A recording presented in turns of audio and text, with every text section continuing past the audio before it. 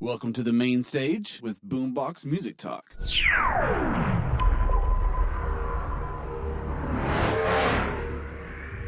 Gary, the cookies will be done in 1 minute. Oh, good.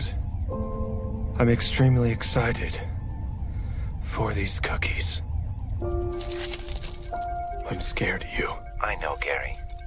You'll stay with me till the end. Till the very end.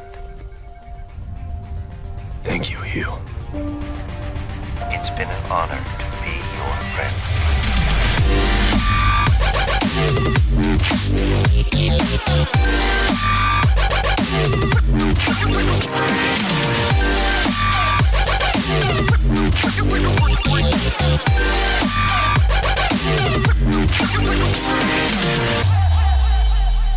Welcome to Boombox Music Talk. I'm Mark, and today on the main stage, we have a brilliant, multifaceted artist. From her creative writing origins to the viral song When the Darkness Comes based on the Maze Runner series to composing on the smash hit animated series Final Space.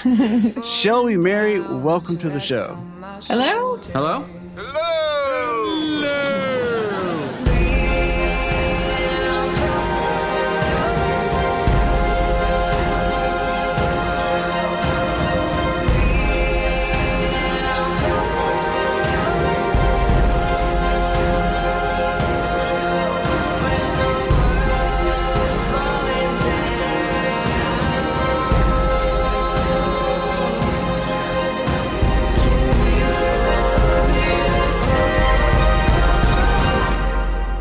Thank you for having me.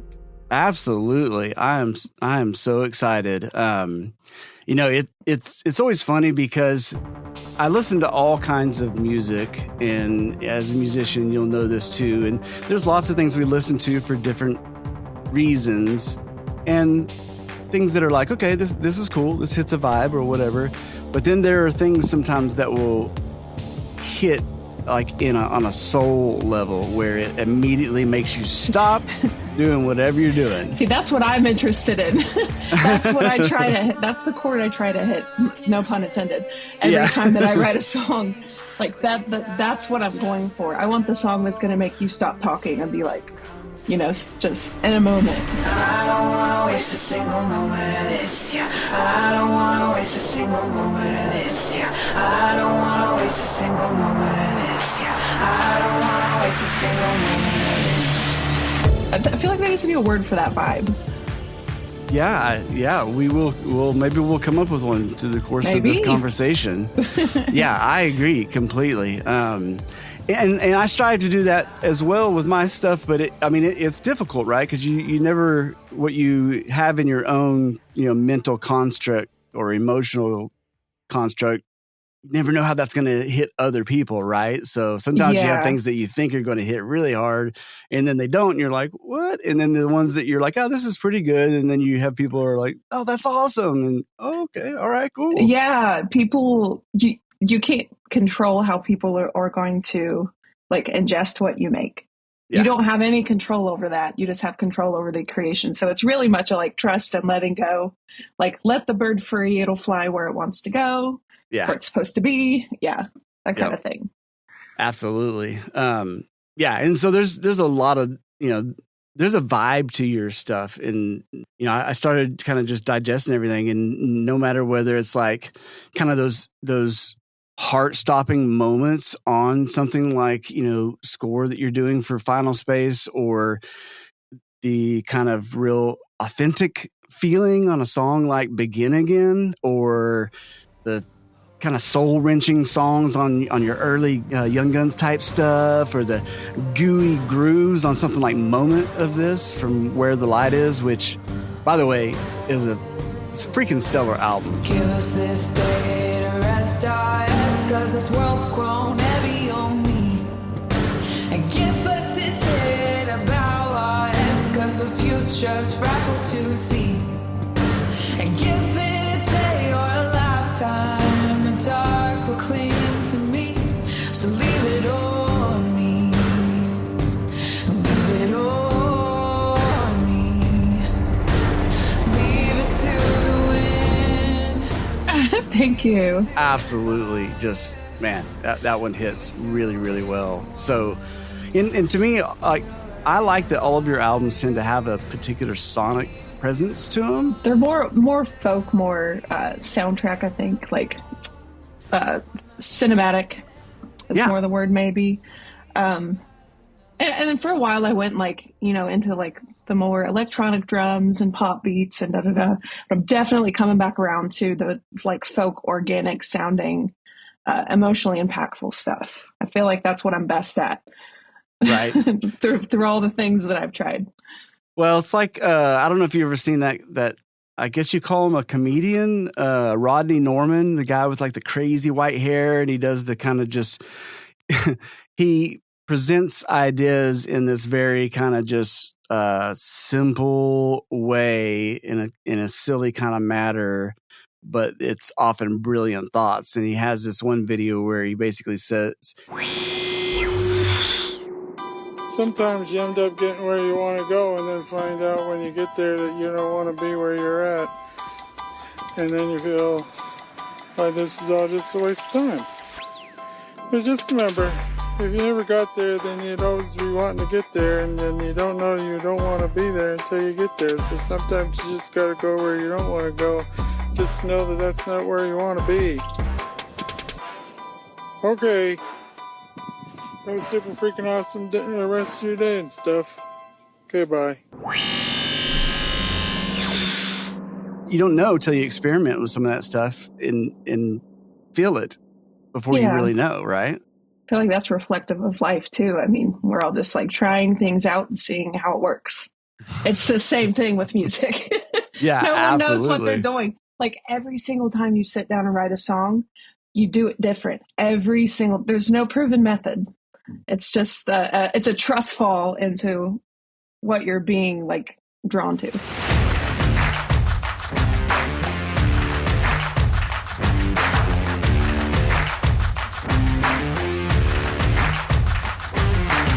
Okay, so I'm glad you mentioned that, because I wanted to kind of ask you about that. Like everybody's kind of got a different process. So it sounds like for you, it very much is just like you have a feeling, you go with it, and sometimes that starts with the music and you build, melody on top. Sometimes, I don't know, you tell me what kind of, what's your process?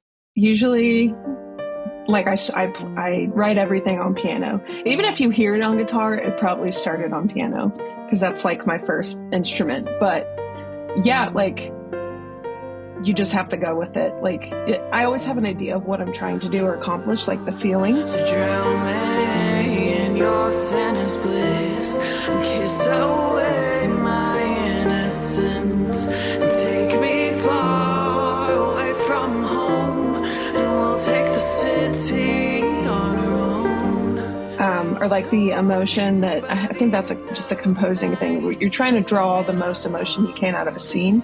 So I treat songs like that, like they're stories, and I'm trying to make the most impactful story. So it's like what's working, what's not. Go from there. Yeah. The rest of it is just hoopla and different and made up every time. Right. Yeah. Like no songwriter has ever sat down and done it the same way every time. Like that doesn't happen. No. Yes. I agree. And if it does, then it's probably Lady Gaga.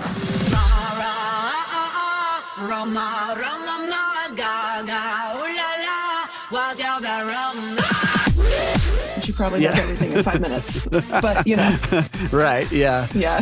Or the people that are they're 40 years into it, and they kind of have a proven method that works for them. But even with that, I still think that they probably depending on how it comes to them, how the idea hits, whether you're writing with other people, that makes a big difference. Do you write most of your stuff solo, or do you have any writing partners, that kind of thing?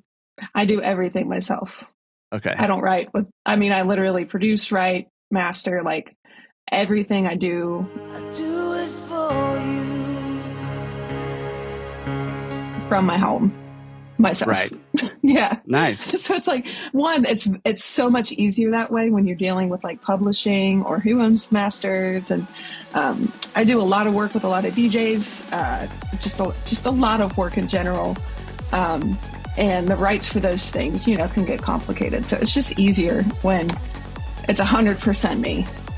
Yeah.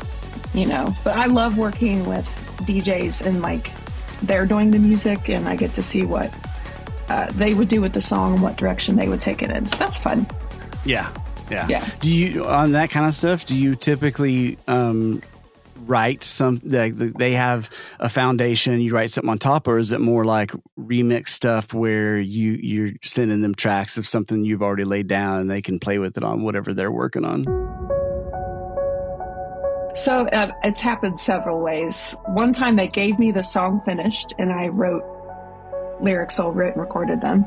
Another time, like the song Brand New with Sean Tyas. I remember the day the fire started in me and the way the wind whipped it out. I remember the sky was calling to me, but it never heard me calling out. I remember the day the fire started in me. Now I fight just to make it stay. We always held our hopes up high. We always dreamed of someday this could be brand new. I did the whole song on piano and it was like a ballad. And I just did a track like that and sent it to him and he had fun with it. So there's different ways, even sometimes like a lot of times DJs will remix songs that I've already done because I have all the stems. I can re-record anything they need. It's super easy because I have everything. Yeah. I did everything. So, right. Yeah. Yeah.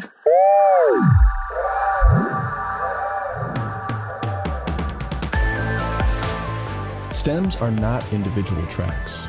Stems are stereo recordings of groups of tracks, such as drums, vocals, and instruments. The specific groupings for your stems are entirely dependent on the situation or any standards you're working within. In addition to being groups of tracks rather than individual tracks, stems are also already mixed. The idea is often that you can edit or adjust the groups or stems to fit sound for picture or to use as tracks in a live performance, though there are infinite possibilities for how stems might be used. Yeah, and that's kind of cool about today's market and the way it works, because I remember back in the day whenever I was playing, it was so much more competitive, and it was like, no, you play with this band, you know, that band is their own thing. And I love it now where I can lay something down and, you know, call my buddy that plays in a different project and say, hey, you want to lay something down for me on this. And it's much more collaborative now, and it's fun to see the different, you know, amalgamations that come out of that combo. Oh yeah. You know? Seems like it was yesterday. We were hanging out, dreaming of the plans we made. It all seems so far away. Now that I have left is my replay. A replay. Oh yeah. So everybody's got different skill sets, and it's just interesting to see when people bring their skill and their talent to the table, what you can come up with. yeah. And I've worked with a lot of really great people like that. Just let them do their thing. Yep. So, yep. Yeah, that's a big part of it. And I totally get starting with the piano, though, on a lot of stuff. Like there is something about the piano that is just absolutely magical. It's like a string instrument that's not a string instrument. It technically is. Yeah. Yeah, right. And it's just, I don't know, I feel the same way. If I really want to sit down and write something, especially from an emotional standpoint, I feel like it's a bigger blank canvas. I don't know. I feel less limited.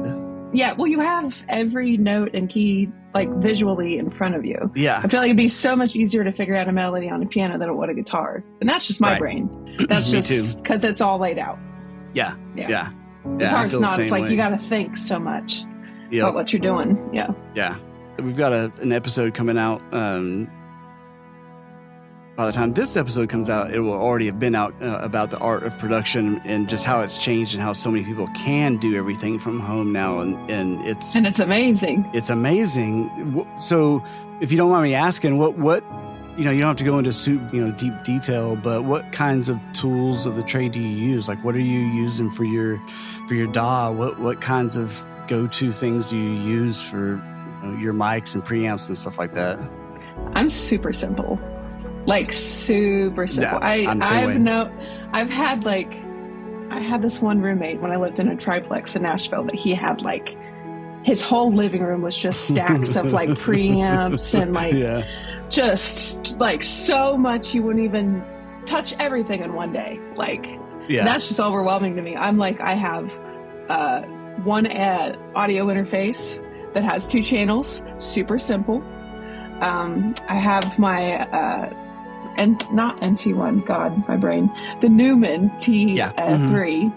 So just a good large diaphragm condenser mic. I have an electric guitar, acoustic guitar, 2 HS7 Yamaha monitors, like, and that's it.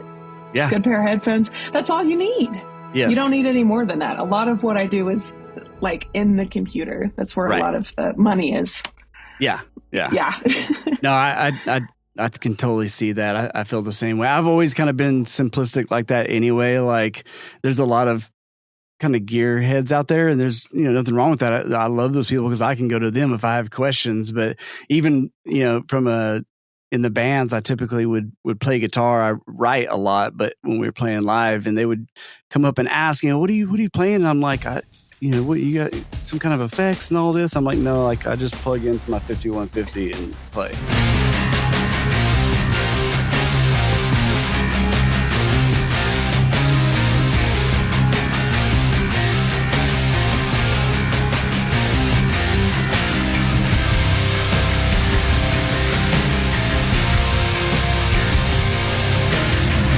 People don't realize, like, like it's a good sound, man. It does not have to be that complicated to get the sound that you're wanting. I think it's the simpler you can make things easier for yourself. That's what I say.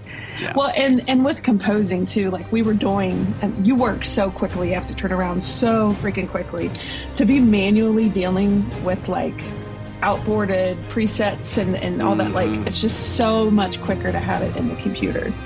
And like I already have that channel set. Like I know if I need ooze, that I just click that and I'm ready to go. Yeah. No, it's no wasting time. Right. Yeah. Yeah.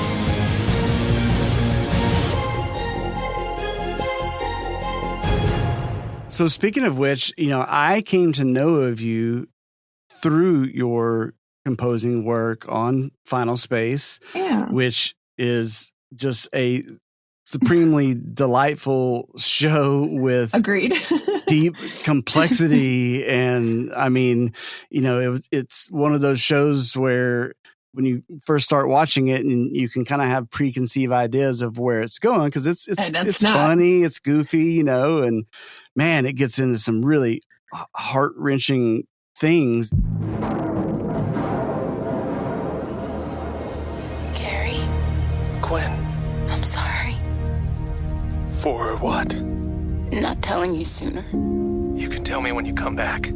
Gary. No, don't. Don't say it. I'm not coming back. Quinn. We've lost the Earth, but I can still save you. Goodbye, Gary. I'll miss you.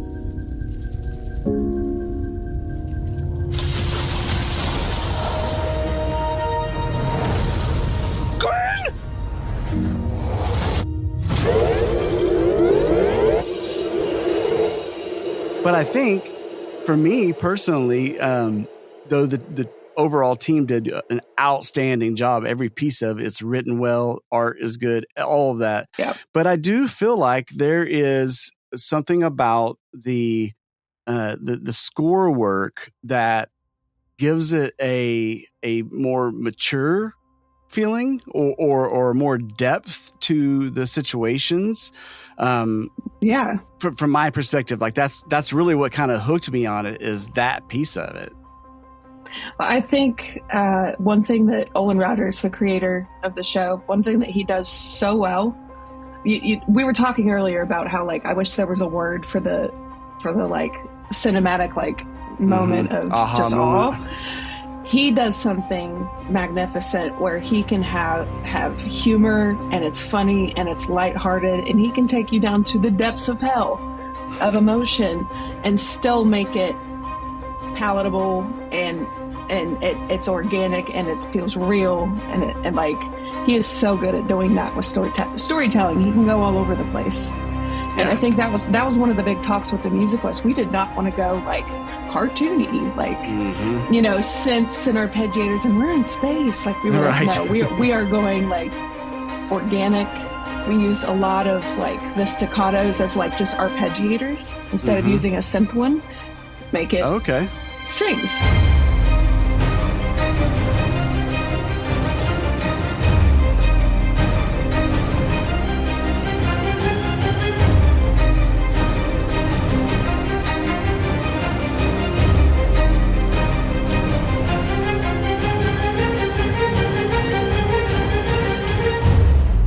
You know, so we were using a lot of those elements, but just in an organic way. Yeah. So it didn't sound. So it did feel serious. When you get to those scenes, you don't want it to be like this is cheesy, or you want to feel it like as much as you can. That was always the goal. Well, goal and Olin led achieved. great with that. Yeah, Olin was a huge part of like leading where the music needed to go. Really? Like, he has a sense for that. Olin's like a huge nerd when it comes to like orchestral music and like what works and what doesn't. He's actually very knowledgeable and easy to work with. So he knows what he wants. He knows the genre well. Yeah. Well, and I was curious about that because, you know, some projects it's a little bit more hands off, and some of them they're very involved in that kind of thing. He was very involved. He had a big hand on the tone of the show. Yeah. Which I can see. I mean, from what I've watched and some of the other, you know, videos and stuff with him, he seems like he has a vision and knows where it's going, you know. Yeah, and he knows how to get there, and he knows how to get you there. That's what makes him a great leader. Yes, yeah, all the best ones are that way, right? Mm-hmm. Well, so how did that come about? I mean, how did you get hooked up with that team and just? It's such a long story, but I'll make it brief if I can. I've been doing music for a long time on my own, and many, many years ago, when I first started producing music, this is the first song that I ever like produced and put out for people to listen to. And it was When the Darkness Comes. I wrote it inspired by the Maze Runner books at the time. The movies were about to come out. And long story short, I was on an MTV competition show for Maze Runner. I got hooked up with the director, with the composer. They wanted to use the song in the movie. They're never gonna break me. They're never gonna change us. This war's not flesh and bone. This war wages in us, and it burns like a fire. And it burns like a fire. And there's a voice inside my head.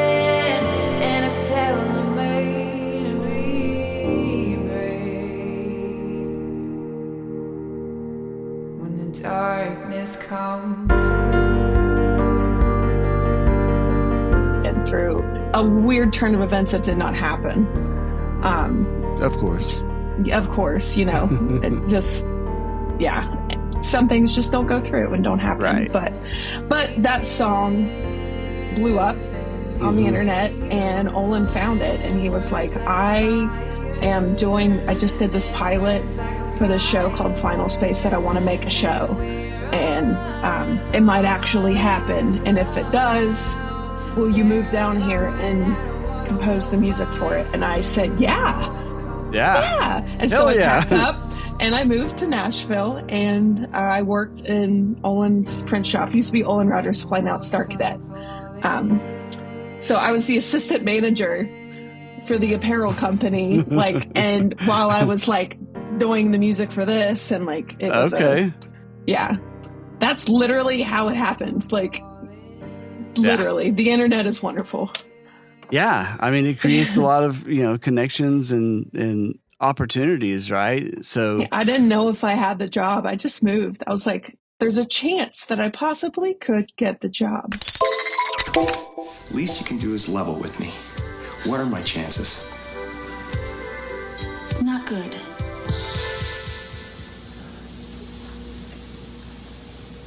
You mean not good like 1 out of 100? I'd say more like 1 out of 1,000,000.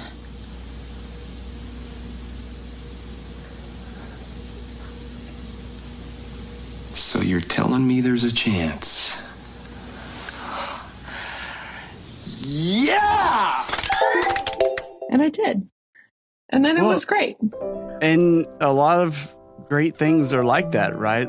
They're unknowns that you do have to take a chance on, because it's not, like we just said, it's not written in stone. Like, things can go haywire.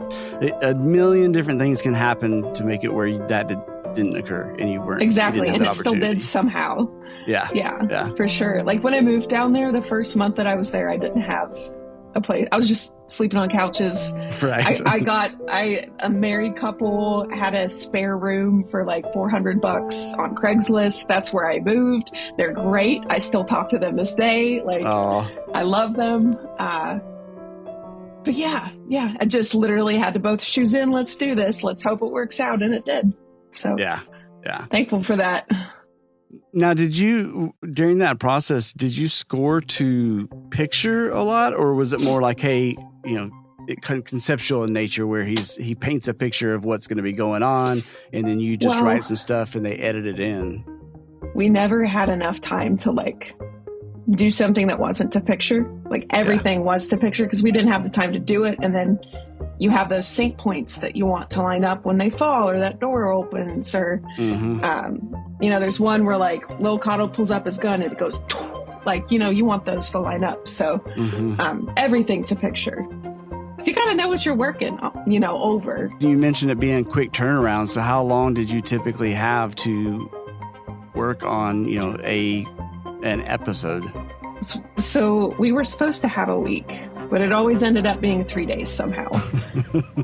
So from the time that we got the episode, we would do a spotting session, with the showrunners and the director for that episode.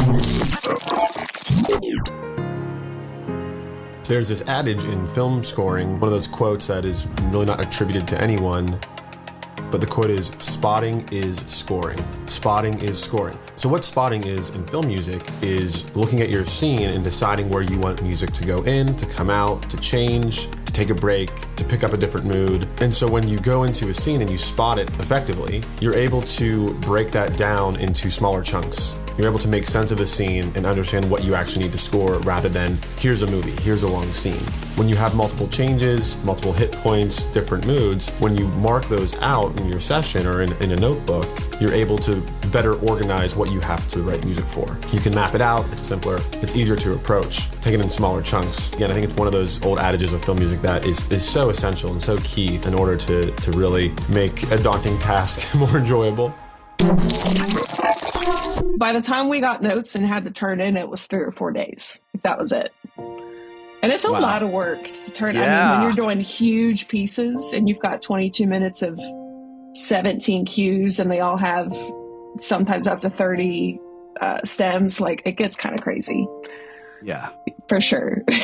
Yeah, that's a very quick turnaround. Yeah, I'm stressed just listening to you talk about it. Yeah, and then like Thursdays would be submission day. So that's like a 16 to 20 hour process on my end. So a lot of times I would, wake up Friday morning at like 7 or be up till like Friday morning. And then that evening get the new episode. It was just so quick. Sometimes we had one day to do all, like, it was that crazy at some points, but yeah, that's nuts. Yeah, it's crazy. And great job then, working in such tight constraints to be able to, because I mean, you would never ever guess that when you're listening to it, right? There never seems like corners are cut or anything. I mean, everything feels well thought out and appropriate, you know? Yeah. And Andrew Goodwin and Jake Sidwell, that they both were composers on the series as well. They did season 3 on their own. They were just great to work with. In terms of like being professional and like we're all on our team squad and like we're gonna get it done, like thanks to those guys. That's awesome. Yeah, it's always nice to have people to be able to bounce those ideas off of, and it did seem kind of like this small mighty team, you know, making something happen. And those are always the coolest situations, I feel like. And the thing is, like, I had never composed anything before.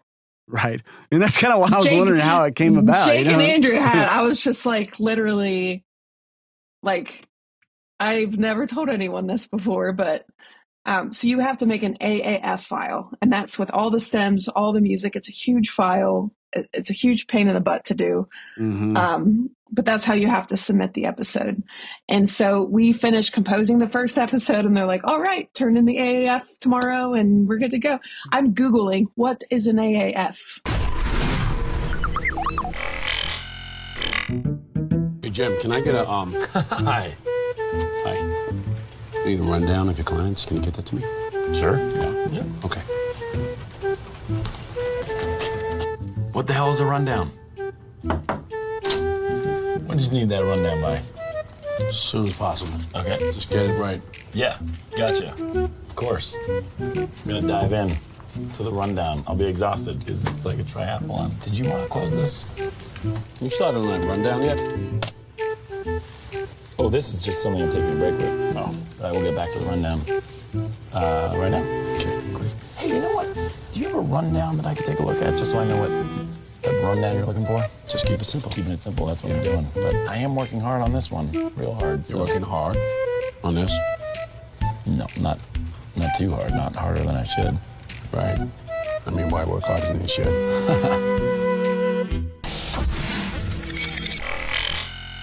Like, literally Googled it, figured it out. They never knew that I didn't know what I was doing. Just literally fake it till you freaking make it. And when I figured out how to do it right, I wrote a 2-page like spec sheet for me to follow every time that I did it, so it was correct. But I was literally, what is an A, like Googling things the first week of the job. It's very stressful. I'm like, sure, yeah, thanks, guys. Oh, absolutely. What is an AAF? And it's not easy. It's a complicated, like, you need to go to school to learn how to do this at least. Like, no, I had never composed anything. This was literally trial by fire. I'm amazed that it turned out like it did. I think it was a lightning in a bottle kind of situation. Yeah.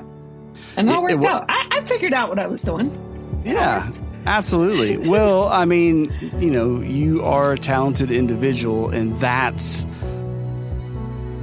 you have that piece, right? So that is kind of the thing that a lot of people would struggle with. So the other thing is just kind of figuring out how to put the puzzle pieces in place, right? So I feel like I'm self-taught everything.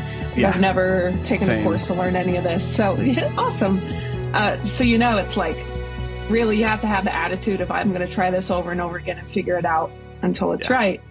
And that's the only way you learn these things. Yeah. It's trial by fire. Yeah. Yeah, totally. Yeah, it's funny because, I mean, I'm self-taught, but I have 3 older brothers, come from a family of musicians. And like my oldest brother went to the Guitar Institute of Technology.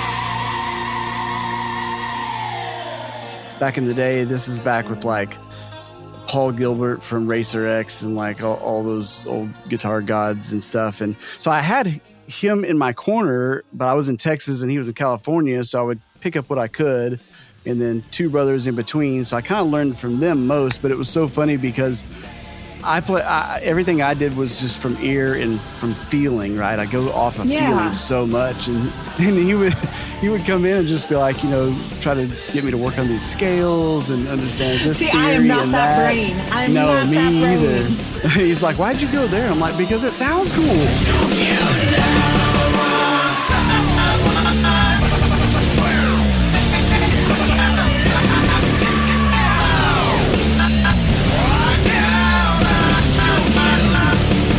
Like, what do you mean? No, my boyfriend is like an insanely wicked, amazing guitarist.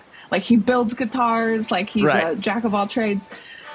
And like, he understands all of that stuff brilliantly, as if he went to Berkeley, and I'll be working on something and he'll like nitpick me or make fun of me because I don't know what I'm doing and he does.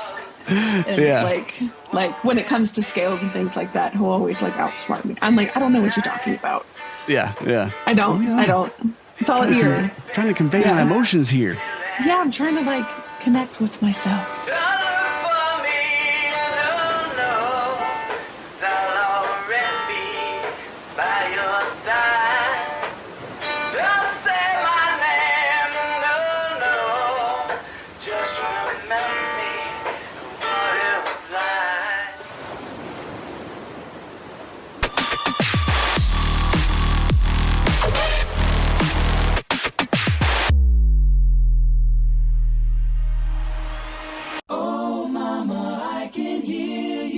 Crying, you're so scared and all alone. Hangman is coming down from the gallows, and I don't have very long. Speaking of that kind of brings me to my next question is, one thing I always like to do on these episodes is rewind and go back to kind of the origins, because I think so much happens when we're young that imprints us and kind of sets us on a path kind of thing.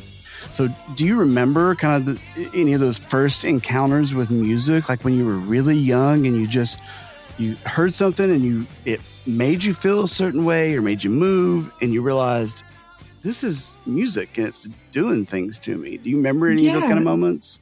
Oh, yeah. So my mom, she's retired now, but her whole life she was a radio DJ. So awesome. I grew up, like, she worked at a classic rock radio station, Styx, REO Speedwagon, Journey. Yeah. Like, that's what I grew up on. So I loved that I've always loved music growing up. But when I was 12 or 13, AFI's December Underground album came out.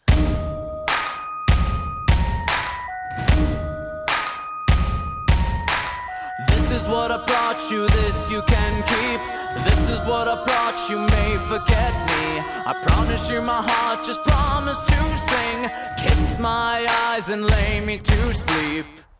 And I was hooked immediately, like started listening to rock music. I already had a guitar, so I bought an electric guitar because I wanted to learn this kind of music. And so that kind of started there. When I was 18 was when I played my first show. Like, people don't realize I didn't like want to be an artist. Like, I'm still terrified to like get on stage or anything. Really? But I, like, when I was younger, like my teenage years, I would put on local shows for, like, there was a lot of local bands at that time, like heavy metal mostly. So I would put shows on in my hometown for all my friends. And like, that's what we would do. And one day, one of them was like, why don't you play the next show? When I was very young, I was too terrified to speak. So I kept my eyes to the world and I analyzed everything around me. But when I grew into my own head, every part that was mine was nothing but silence. I have been still for far too long, so this voice will sing harder, steady and stronger. My God, I'm coming home. And so I did. Oh, so and you were organizing them at first. Yeah, I was organizing and doing their stuff, but I was too scared to do my own. Right. Yeah. And so I got up and sang, and then a few months after that, I randomly ended up being the backup singer for a band that opened for 21 Pilots. Oh, nice. I'm fairly local. I've been around. I've seen the streets you're walking down. I'm fairly local. Good people now. This was 2011. This was like right before they got signed. So we were like 13 people in a bus in the winter with no heat in Chicago, playing to like 7 people in a basement because a Motorhead cover band was upstairs and took the main stage. like those kind of situations. Yeah, right, totally. And I just realized, like, I don't think the touring life is for me. Yeah. Like, so I switched to composing and producing, and I like to be home. I like the creative side of things. Yeah, so that's kind of how I ended up in composing and doing more commercial work. Yeah. I don't want to tour. It's not fun. It's not fun. It's hard. Yeah. It's super difficult. It's work. It's work. Yeah. I mean, and it's hard on every level. It's hard on you as a person, physically, emotionally. It's hard to maintain relationships. Like, people don't realize just how, You don't make money touring. You don't. You lose money every time. Yeah. Totally. Yeah. Which makes me sad, because that's also is. I grew up going to shows. Well, imagine as I'm pacing the pews in a church corridor, and I can't help but to hear, in exchanging of words. What a beautiful wedding, says a bridesmaid to a waiter. But what a shame, the poor groom's bride is a whore. That was another thing. Like, my mom, she would take my sister and I to Red Jumpsuit Apparatus and like all Panic at the Disco and like all these bands at Newport Music Hall in Columbus. We would go at least once a month. She would take us to a show because she was really supportive. Nice. Yeah, I like going to shows, not playing them. I don't know if you feel the same way. Yeah, well, I mean, I love playing shows, but the touring thing, yes, that was kind of always the, like, at our height of regionally touring and doing that whole thing, and it was always this fine line of, okay, how far do we want to take this, because we had other lives, like we had stuff going on and relationships and jobs, and it's like, okay, if we do this, you got to just abandon all of that. I was alone, staring over the edge, trying my best not to forget all manner of joy, all manner of glee, and how one heroic pledge, how it mattered to us, how it mattered to me, and the consequences. I was confused by the birds and the bees, forgetting if I meant it. Quit your job? Are you renting at a place? Are you going to still be paying rent while you're gone for 6 months? Like, yeah. There's a lot. I'm of like things. you. I'm a home. I do like playing shows. I love the feeling of getting up, putting on a show, being kind of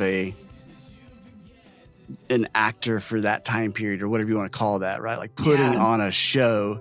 But when I walk off stage, I'm like, okay, I'm ready to go home. Get my PJs, and like I'm very much a homebody, so I totally understand. I dread it the whole time. It's just so much planning, and if it's just, usually it was just me on stage with the piano and guitar singing for an hour, and that's very vulnerable. Yes. Come on, lover, put your love on the line.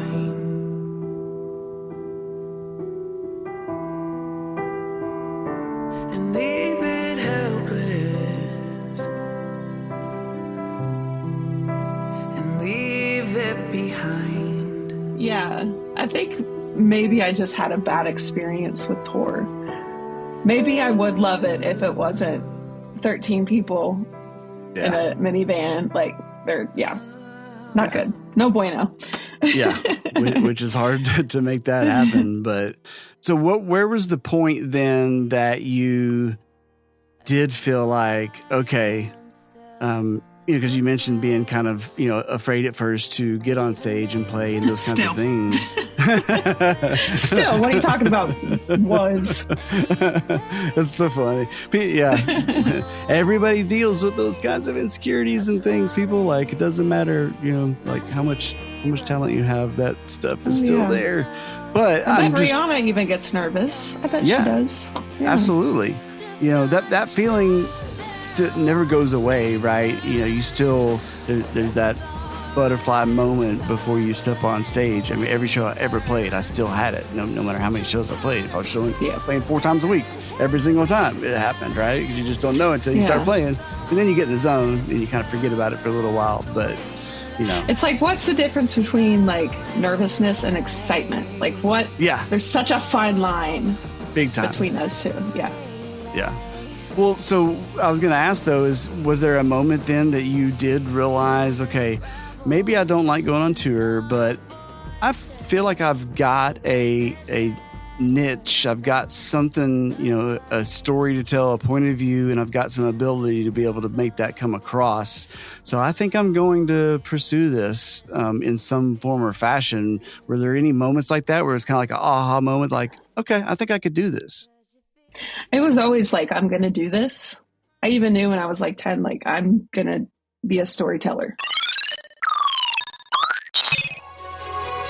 We talk a lot about the power of story, as a tool and technique for transformation, for interpersonal persuasion, to feel upgraded, to experience catharsis. How does it work, right? Like, when it works, it's such a powerful thing. I think stories are a kind of cognitive technology. They literally colonize the brain. They literally take over. They pattern our ability to discern the sense impressions as they come in. They are a deciphering mechanism to extract meaningful patterns out of our lives.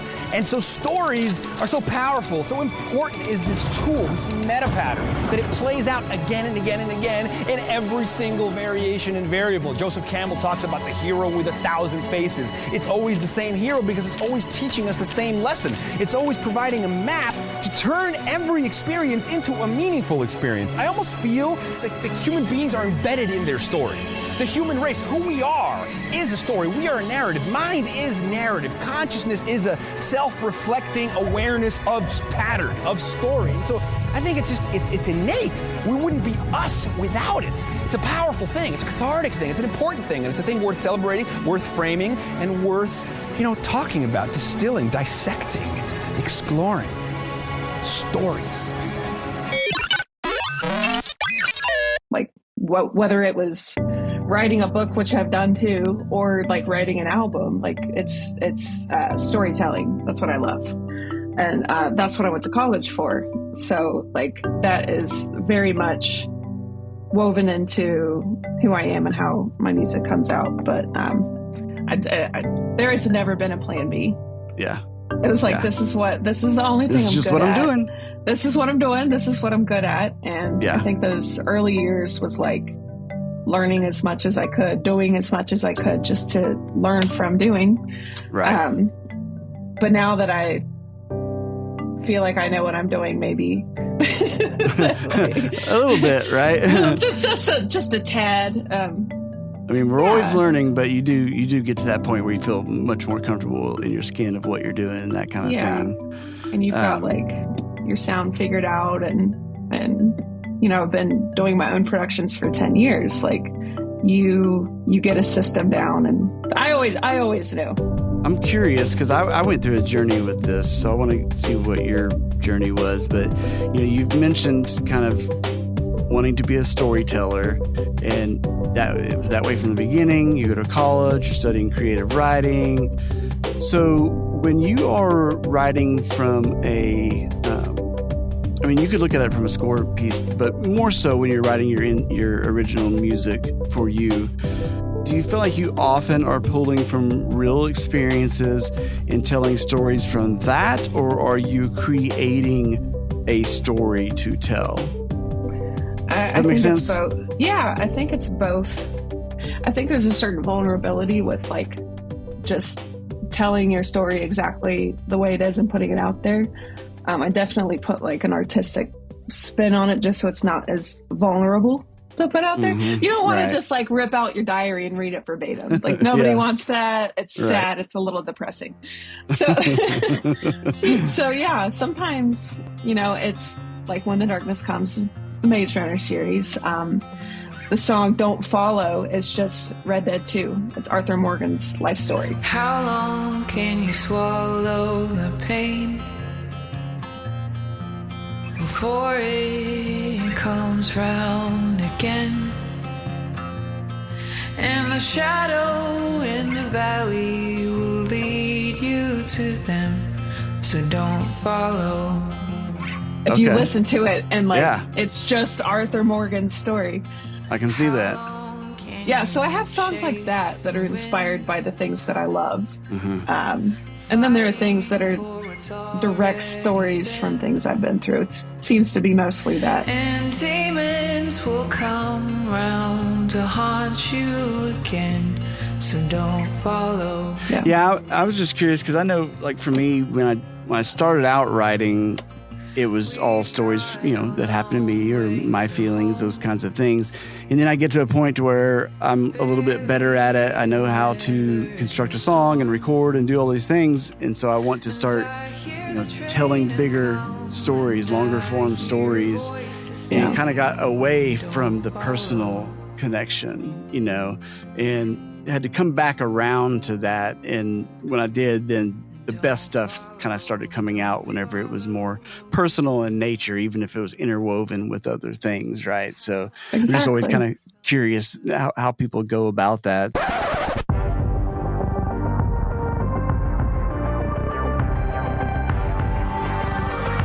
Hey there, Boomboxers. Enjoying the show?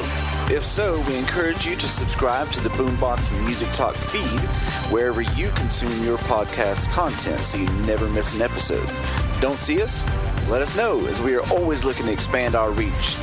Think about leaving us a 5-star rating and review. We know you hear that request a lot, and unfortunately, in the modern age where algorithms rule the world, it's a necessary evil, so we appreciate your time. If you'd really like to make a difference, consider supporting the show on Patreon. We don't do this for the money. It's a labor of love for sure, but at the end of the day, the shows aren't free to produce. They require time, energy, and money, so any help is always appreciated. Full credits for each episode are on our YouTube page at Boombox Music Talk. For a streamlined soundtrack experience, visit our Spotify page. And you can always reach those or any of our other socials via our website at boomboxmusictalk.com. Thank you for listening, and now back to the show.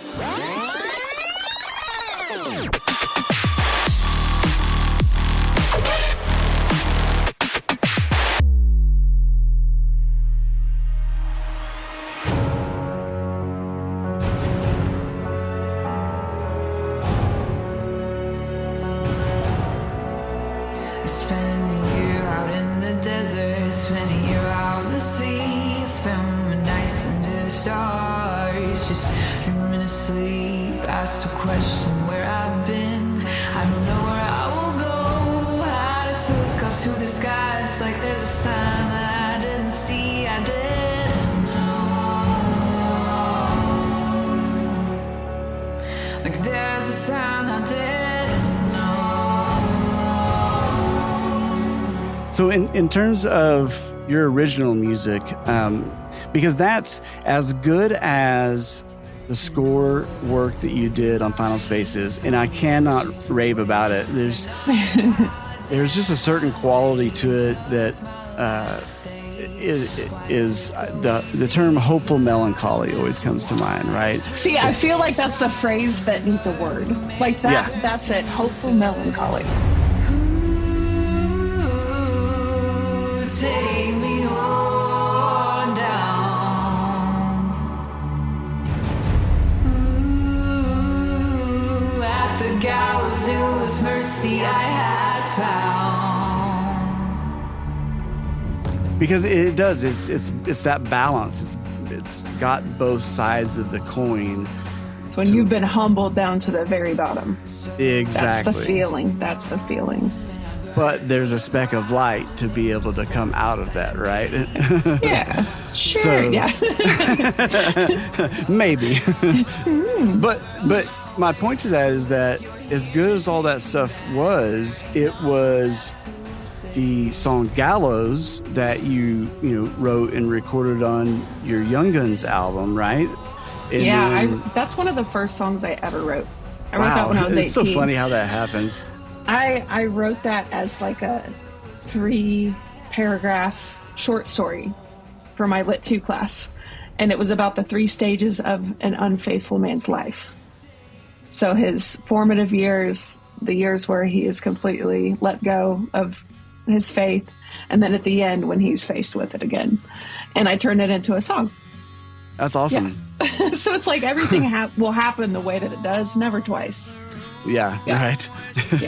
Yeah. I did something similar like that when I was in American Lit class, and I was doing music more so, and so I wasn't doing great in the class, and I knew I was in danger of failing. But the teacher I had a connection with, and I was like, okay, what am I going to do? So I went home before the final, and instead of studying, I wrote a song about the main book that we read. Still, I see your face haunting me as your frown speaks forgotten words. And if I'm wrong and you still live on, then I'll drown my eyes in the storm. And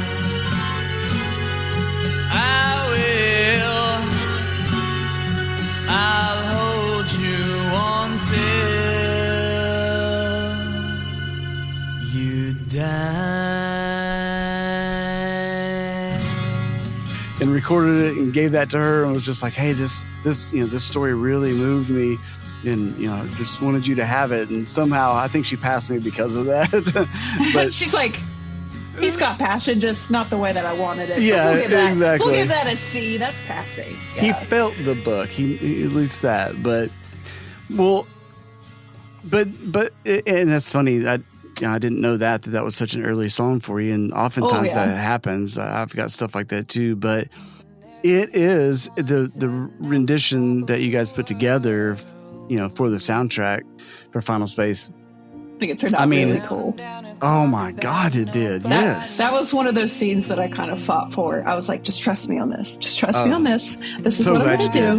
Yeah, it was that scene in When the Night is Long. The scene they're all being sucked up into the sky. Yep. Olin, so they do temp tracks. He had a real big epic, like I think it was a song from Interstellar, just huge. Which is, and it's like, makes sense. And I was like, no, that's exactly what people will think we should do. I think it's going to be so much more impactful if it's quiet. Earthquakes break and shatter the perfect design. Ripped realities of broken minds. Towers rise to meet, and yet it's laughing.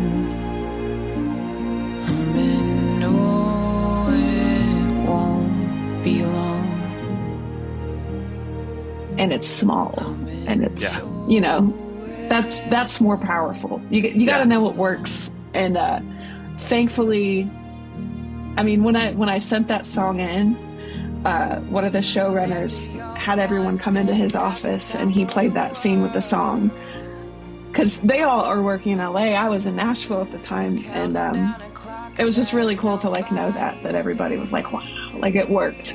Yeah, I just wanted it to work. They had really the reaction you wanted them to have. Yeah. Yes, they felt the way that I wanted them to feel, and that's the goal. So it was a moment of like, oh, I do know what I'm doing, and I need to trust that more.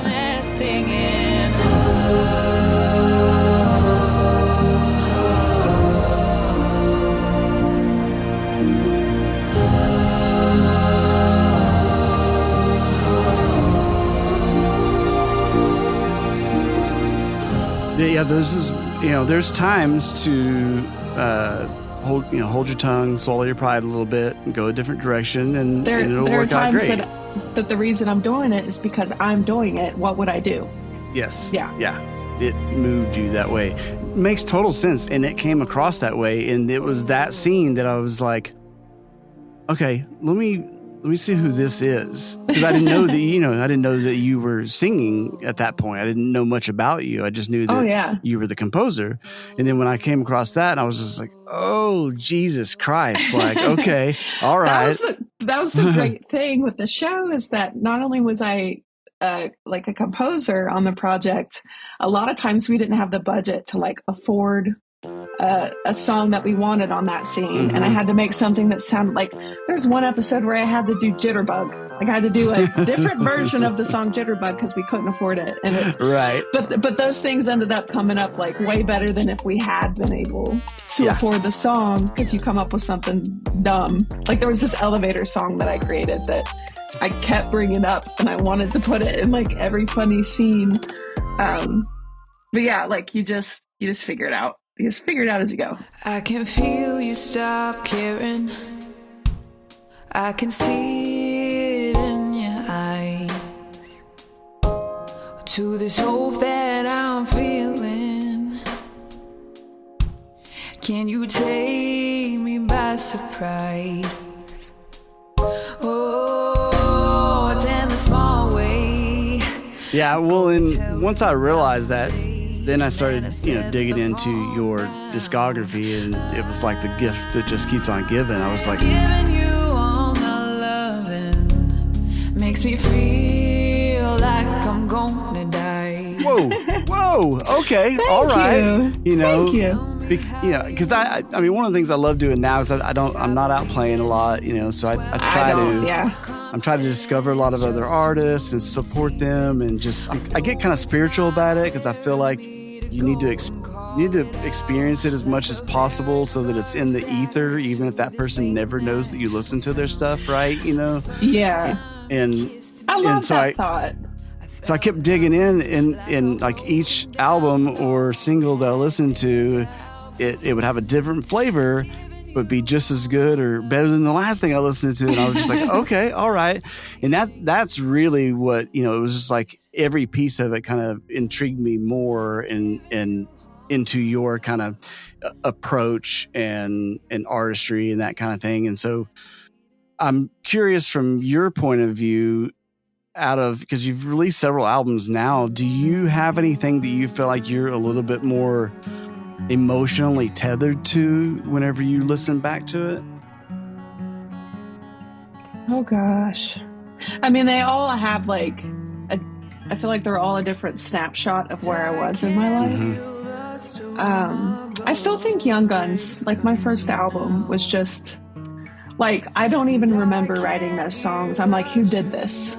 Like, that's what I think when I listen to it, and it's like I almost just like an out-of-body experience a little bit. Yes, I became like a spiritual something else that did it.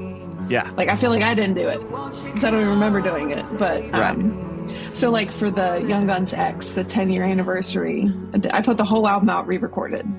So you recorded all of that? Yeah, Young Guns. Okay, I wasn't sure if you pulled any of that in and then just added on top or what. No. I think like Break Your Heart was the only one that we had the light piano for. Yeah. So this was like literally over a decade ago that we recorded this album, and it was in one of my friend's basement for $75 a song. Yeah. And like I drove to like Springfield, Ohio to do it. Like, just winging it, what you got to do in the early days.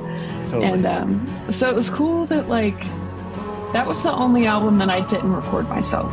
So I was like, for the 10-year, I'm going to re-record the whole thing. I'm going to do it the way that I would now and see my growth. And I think it turned out really cool. Oh, it did. Yeah, totally. I mean, the original, it's special. I can totally see what you mean about it, because it's a time capsule. It's kind of your of baby. My skill at that point.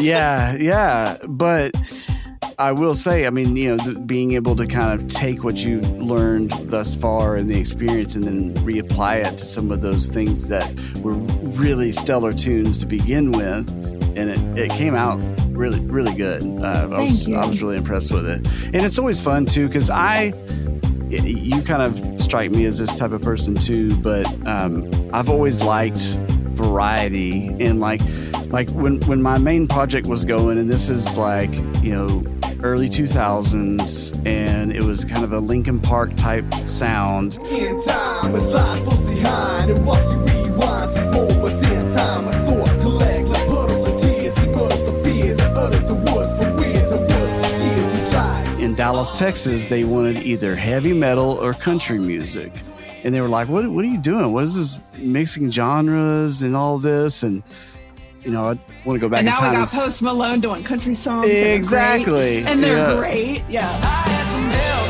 It ain't like I can make this kind of mess all by myself.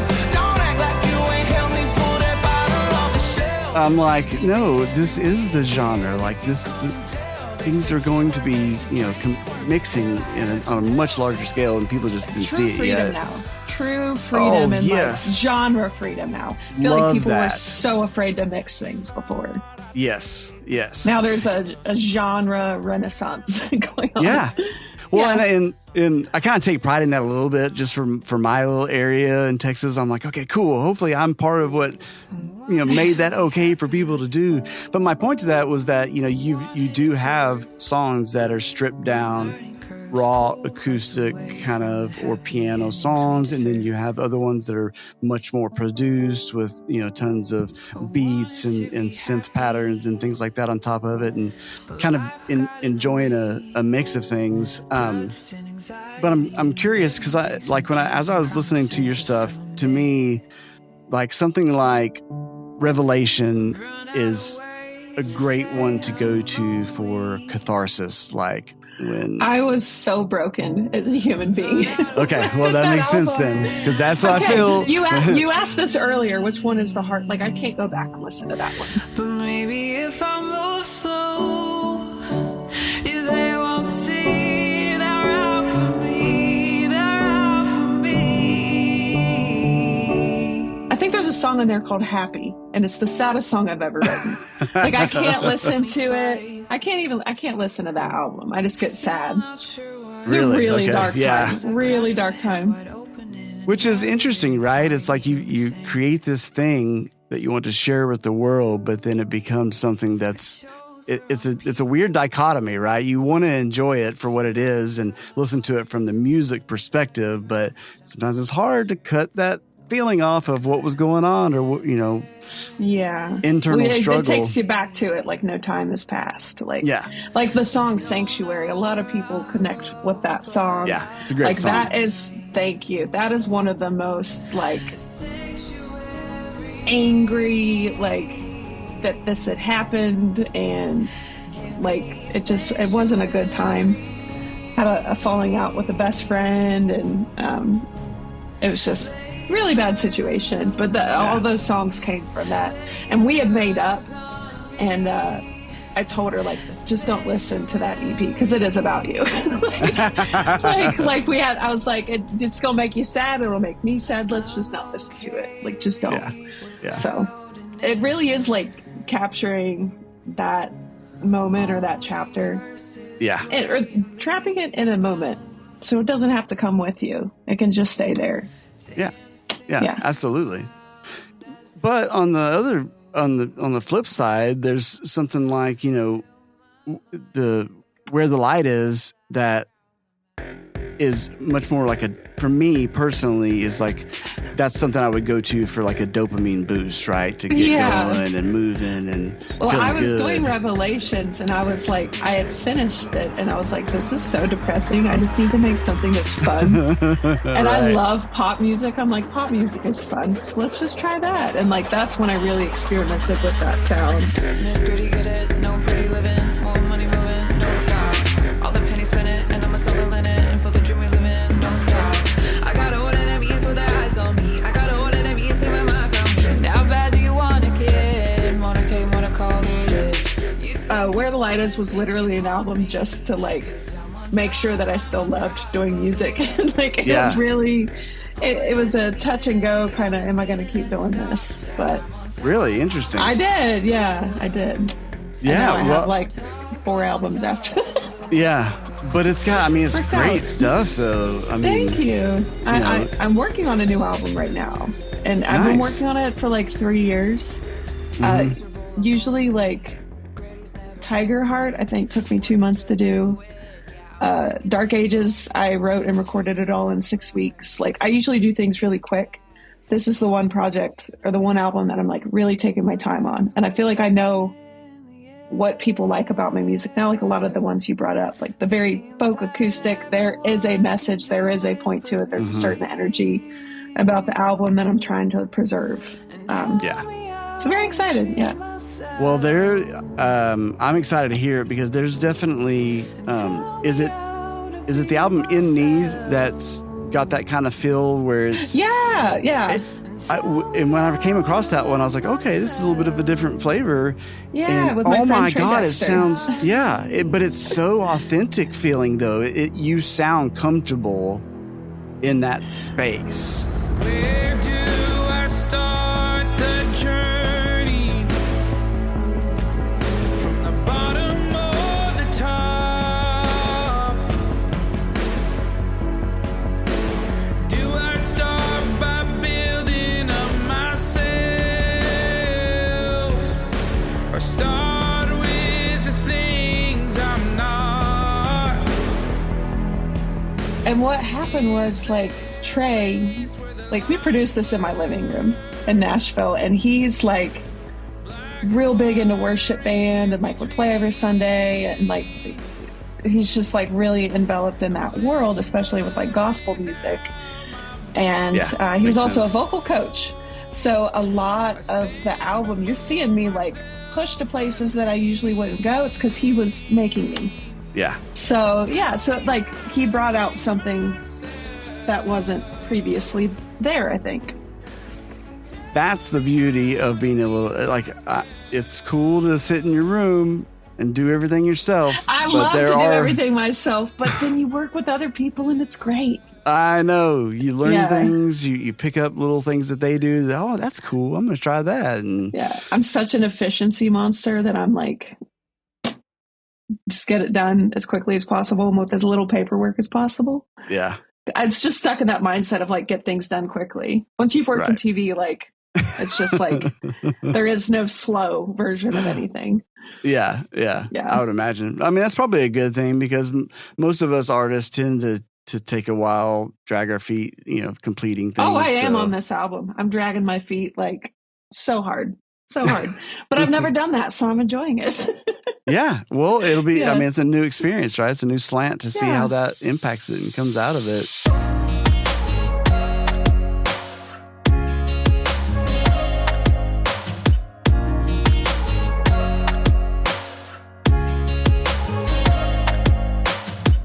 Well, awesome. Listen, I really appreciate you coming on the show. I adore your work. I feel like for me, coming up, I mentioned I came from a family of musicians. I was the youngest. I had all these musicians around me. And so I've always kind of had this adoration for that and wanting to, spread the word of other people just as much as myself, because I was proud of them and what they were doing, and wanted everybody to know about that before I was even doing it. If you're going to be in the culture and be a part of it, know what's going on. Yeah.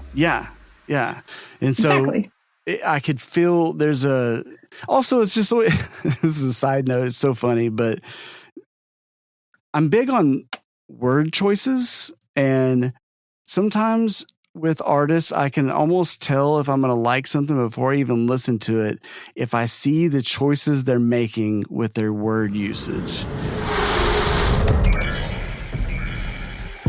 The mind is somehow a co-creator in the process of reality through acts of language. And language is very, very mysterious. I mean, it is true magic. People run all over the place looking for paranormal abilities.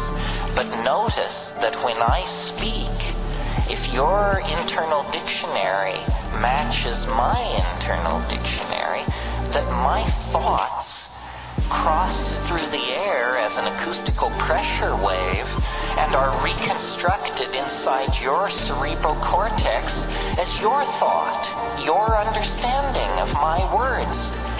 Telepathy exists. It's just that the carrier wave is small mouth noises.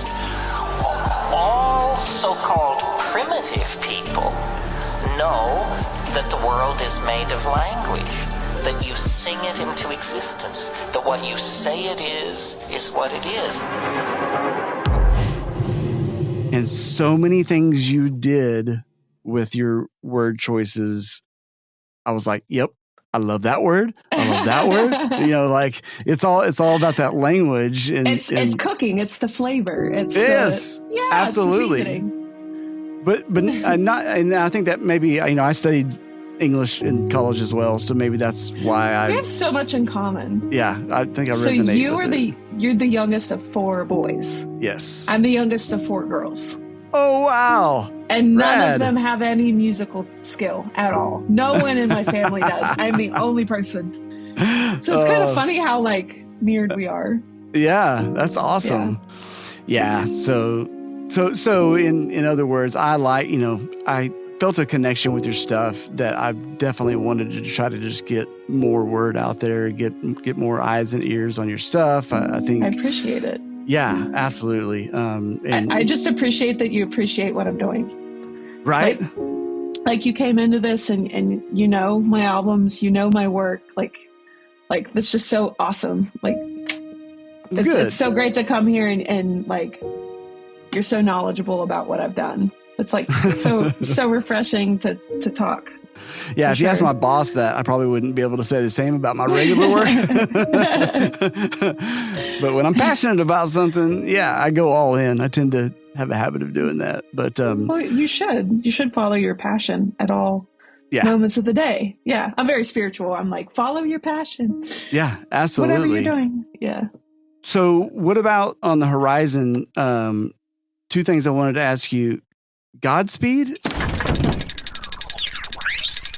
Iris, listen to me. I promise you I will find a way back to you. From Olin Rogers, the voice and creator of the hit animated series Final Space, comes a brand new tale. I'm not scared of dying. Just, I don't want to be forgotten.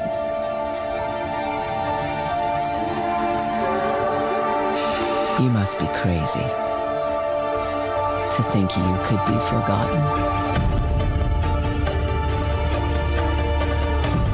That storm destroys everything it touches. What makes you think it won't destroy you? You're gonna get yourself killed. Check out the first episode of Godspeed on YouTube today and subscribe, do all the things you can to support them in this endeavor. Just remember, salvation comes in the blink of an eye.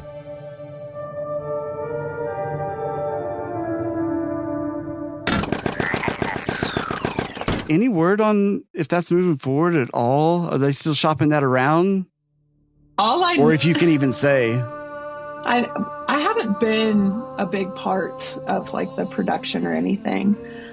So Andrew Goodwin and Jake Sidwell, who I worked with, they composed the music for the first episode. Mm-hmm. I did the trailer for that. Till Salvation Breaks Through. That's the song. Which is a great tune. Thank you. That was another thing that Olin led. He knew exactly what he wanted. He knew that I could do it. He knew how to ask for exactly what he wanted, and I feel like we got there. Yeah. But he loved it so much, he asked me to do the second episode.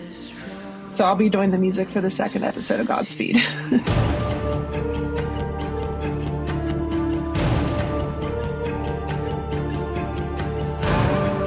Okay, Which I'm awesome. As soon as he texted me that, I was like, yeah! I was dancing around my room I get to work with Olin again! Yeah. Yeah, because he's just we just work so well together. He's easy. He's so easy. Well, and you can tell. I mean, there's definitely chemistry there that when you team up, brilliance comes out. So that's awesome, because I loved the pilot. It was more of that Olin goodness. I mean, it's just... and eerily looks a lot like my book. Like there's like some things You're like, what are you doing there, buddy? Like, I know you've read this. Yeah.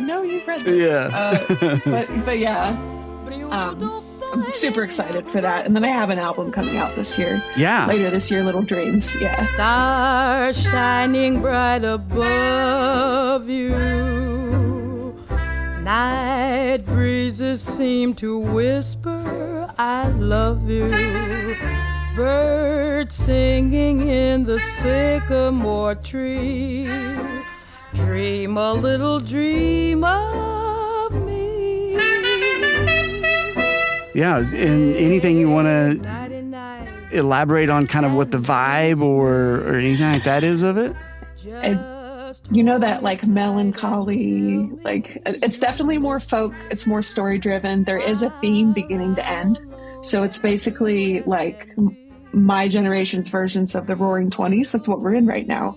And so the album is just reflecting the things that are happening in our culture that are almost reflective of what was going on in the 20s. So it's a very planned out, story driven, high concept album.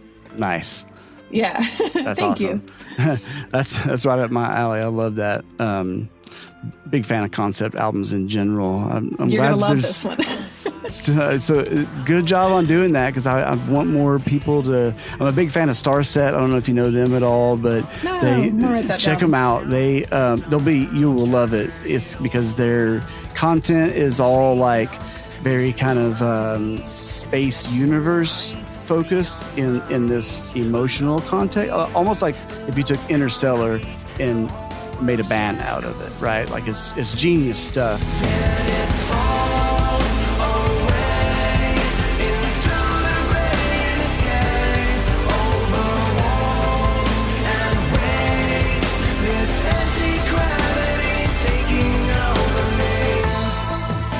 So they're my new favorite band.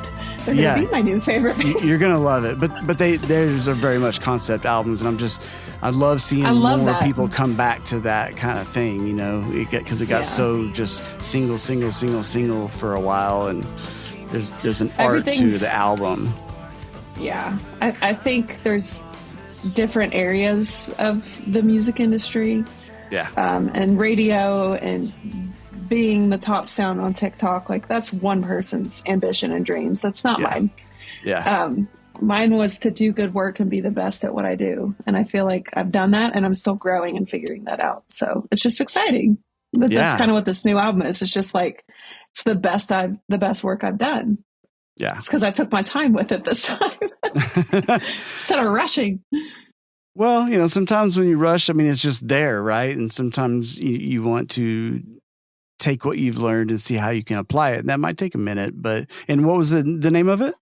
Little Dreams. Little Dreams. Okay. Awesome. Yeah. And you've got a new single out as well, right? Yeah. It's called Take the Money. Kiss me one more time before you go and leave me. Rain on me until my bones are clean. And I get lonesome on my own. Don't make me lonesome in your arms. And I wouldn't want to have it any other way.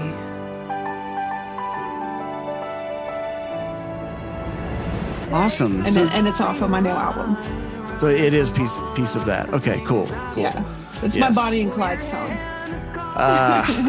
See, you keep spitting out these words and phrases that like, that's Bonnie and Clyde. You can't get away from that. It's so good. I mean, that whole concept. So. And I wouldn't want to have it any other way.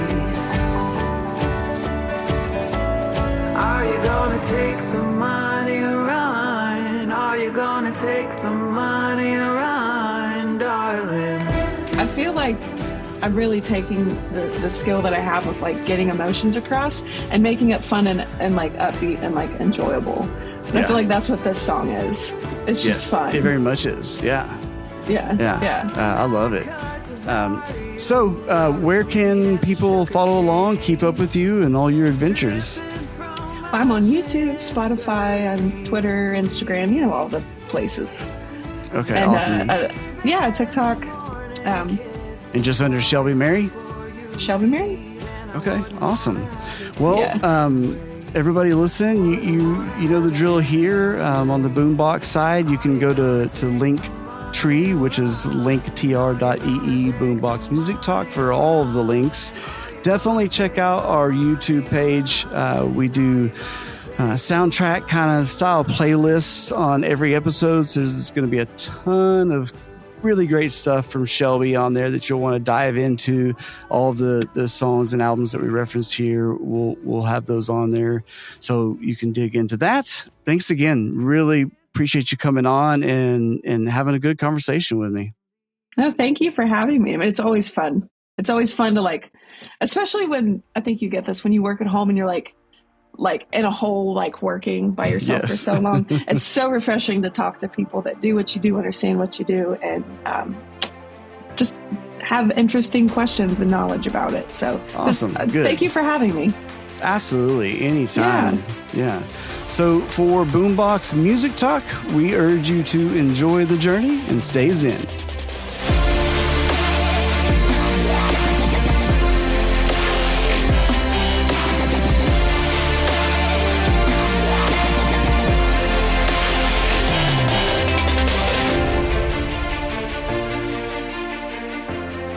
This has been a Wizard Studios production.